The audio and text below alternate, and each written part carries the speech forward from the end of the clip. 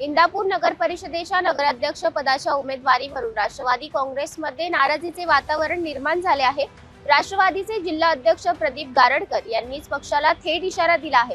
ते म्हणाले, पक्षाने योग्य सन्मान ठेवला तर आम्ही घड्याळावर आहोत, पण जर आम्हाला खोललं तर आम्ही सुद्धा पक्षाला खोलल्याशिवाय राहणार नाही।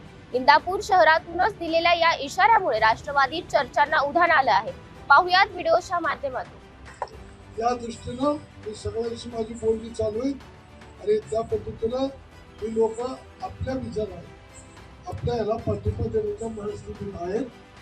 ते मी पाठिंबा देत असताना त्यांचं काय म्हणणं आहे ते मला फक्त ऐकून घ्यायचं, मी ऐकून घेतो आणि त्यामध्ये सन्मानानं मार्ग काढून सगळेजण आपण एकत्रितपणे पॅनल उभं करूया हे त्यांनाही मी सांगितलंय।